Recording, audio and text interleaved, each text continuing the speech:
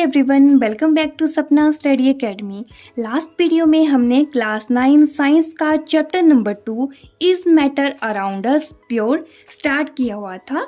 इस पूरी की पूरी सीरीज को हम न्यू सिलेबस के अकॉर्डिंग स्टडी कर रहे हैं। तो लास्ट वीडियो में हमने पढ़ा था एलिमेंट क्या होते हैं, कंपाउंड किसे कहते हैं और मिक्सचर के बारे में हमने स्टडी किया हुआ था, जिसका लिंक मैंने आपको नीचे डिस्क्रिप्शन बॉक्स में दे दिया है। आप वहां जाके इसे देख सकते हैं। आज हम इस चैप्टर को कंटिन्यू करते हुए सॉल्यूशंस के बारे में स्टडी करेंगे। सबसे पहले ये जान लेते हैं कि सॉल्यूशन कहते किसे हैं। तो जो सॉल्यूशन है एक होमोजीनियस मिक्सचर होता है जिसमें दो या दो से ज़्यादा सब्सटेंस को आपस में मिलाया जाता है। ठीक है, होमोजीनियस क्या हो गया कि जैसा आपको ये टॉप में दिखेगा वैसा ही आपको बॉटम में दिखता है। तो सॉल्यूशन में क्या होता है, एक सॉल्यूट होगा, एक सॉल्वेंट होगा, और जब इन दोनों को हम मिलाते हैं तो उससे बनता है सॉल्यूशन।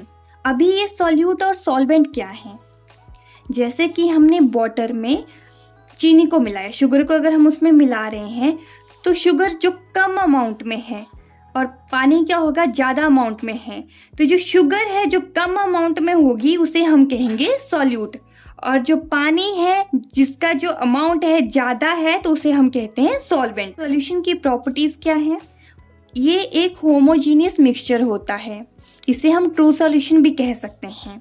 जो पार्टिकल्स होते हैं उनका साइज बहुत ही छोटा छोटा होता है, लेस देन 1 नैनोमीटर इसका साइज होता है। 1 नैनोमीटर को हम कैसे लिख सकते हैं, 10⁻⁹ मीटर।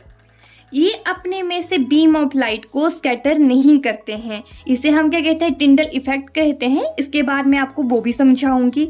और जो सॉल्यूट होता है इसे हम सेपरेट नहीं कर सकते हैं। अगर आपने पानी में चीनी मिला दी है तो आप क्या उसे दोबारा से सेपरेट कर सकते हैं, तो ये कोई भी किसी भी फिल्ट्रेशन से इसे हम दोबारा से सेपरेट नहीं कर सकते हैं।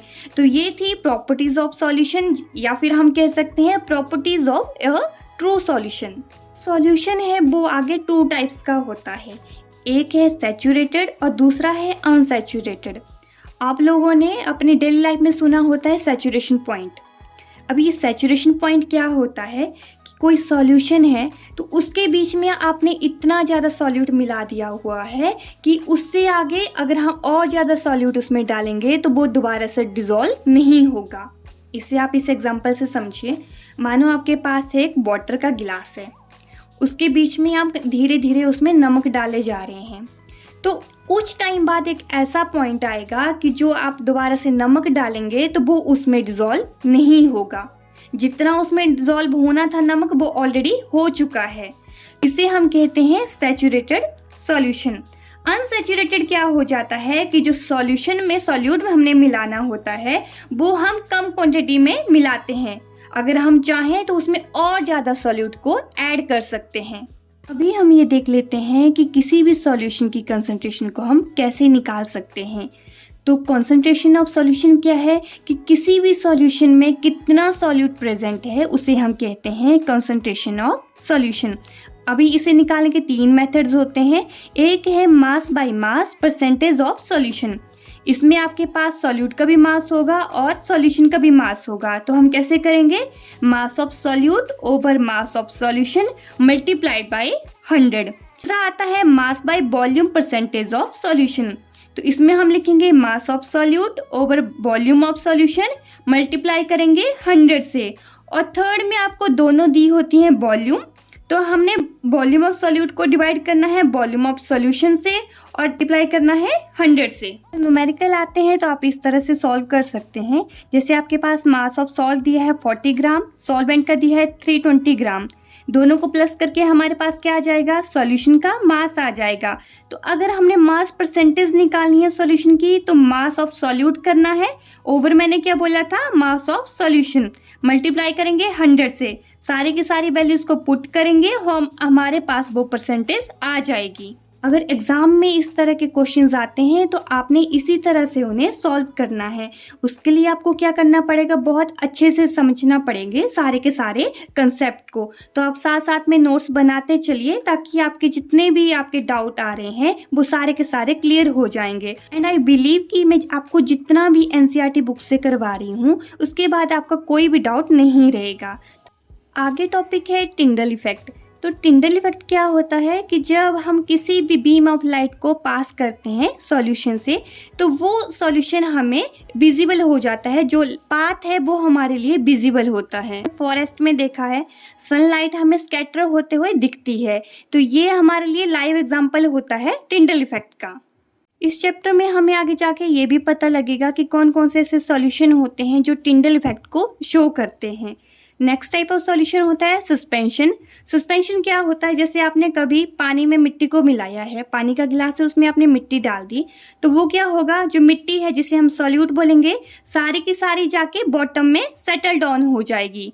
अगर हम इसे मिलाएंगे तब तो ये पार्टिकल्स हमें दिखाई देंगे, लेकिन जैसे ही अगर हम इसे अनडिस्टर्ब कर देते हैं, बिल्कुल इसे हिलाना बंद कर देंगे, तो सारी की सारी मिट्टी जाके बॉटम में बैठ जाएगी। तो इसे हम कहते हैं सस्पेंशन। प्रॉपर्टीज़ क्या क्या होती हैं, तो ये सबसे पहले एक हेट्रोजीनियस मिक्सचर है।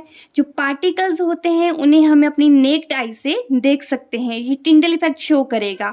अगर इनमें से हम बीम ऑफ लाइट क्रॉस करते हैं तो वो पाथ है वो विजिबल होगा हमारे लिए। जितने भी सॉल्यूट पार्टिकल्स होते हैं कहाँ सेटल डाउन हो जाते हैं, बॉटम में जाके सेटल डाउन हो जाएंगे अगर हम उसे ऐसे ही छोड़ देते हैं। लास्ट प्रॉपर्टी है कि हम सॉल्यूट पार्टिकल्स को फिल्ट्रेशन प्रोसेस से अलग कर सकते हैं। Next type of solution is colloidal solution. ये एक हेट्रोजीनियस मिक्सचर होता है जिसमें जितना भी आपके पार्टिकल्स होते हैं यूनिफॉर्मली स्प्रेड होते हैं। अभी यूनिफॉर्मली स्प्रेड होंगे तो ये हमें किस तरह से लगेगा, होमोजीनियस मिक्सचर की तरह लगेगा, लेकिन ये एक्चुअल में हेट्रोजीनियस मिक्सचर होता है। इसका बेस्ट एग्जाम्पल है मिल्क। अभी आप देखेंगे कि हमने ग्लास में मिल्क डाला है तो ये तो पूरा का पूरा यूनिफॉर्म हमें दिखेगा, जैसा बॉटम में दिख रहा है वैसा ही टॉप में दिखेगा। लेकिन जब हम इसे बॉईल करते हैं तो जो क्रीम है वो ऊपर जैसे सेटल हो जाती है। तो इससे हमें क्या पता चलता है कि ये किस तरह का मिक्सचर है, हेट्रोजीनियस मिक्सचर है। आप यहाँ पे देख सकते हैं, फर्स्ट है आपके पास ट्रू सॉल्यूशन और सेकंड है हमारे पास कोलाइडल सॉल्यूशन। तो जब हम टॉर्च की हेल्प से बीम ऑफ लाइट को पास करते हैं तो ये वाला क्या दिखा रहा है, path of light become visible. तो हमें इसका पाथ विजिबल हो जाता है, तो इसे हम टिंडल इफेक्ट कहते हैं। तो इट मीन्स जो कोलाइडल है वो टिंडल इफेक्ट को शो करता है। इसी वजह से हम इन दोनों के बीच में डिफरेंस बता सकते हैं।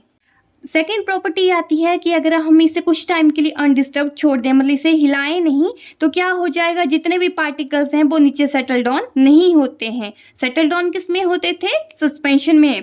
थर्ड आता है कि इसे हम फिल्ट्रेशन की हेल्प से अलग अलग नहीं कर सकते हैं। अगर सॉल्यूट को अलग करना ही है तो एक प्रोसेस है जिसका नाम है सेंट्रीफ्यूगेशन। इस प्रोसेस में हम क्या करते हैं कि जितना भी फैट होता है मिल्क में उसे हम एक्सट्रैक्ट करके हमारे पास ओनली रह जाता है स्किम्ड मिल्क। तो ये हमने सॉल्यूशंस को पूरी तरह से डिस्कस कर लिया है। आई होप इसके बाद आपका कोई भी डाउट नहीं बचेगा और आपने बहुत ही अच्छे से ये चैप्टर को अंडरस्टैंड कर लिया है। इसी के साथ ही हमारा ये चैप्टर यहीं पे फिनिश होता है। मिलते हैं नेक्स्ट वीडियो में नेक्स्ट चैप्टर के साथ। तब तक के लिए thank you and please provide some motivation. उसके लिए क्या करें, लाइक कीजिए, शेयर कीजिए एंड प्लीज़ डू सब्सक्राइब।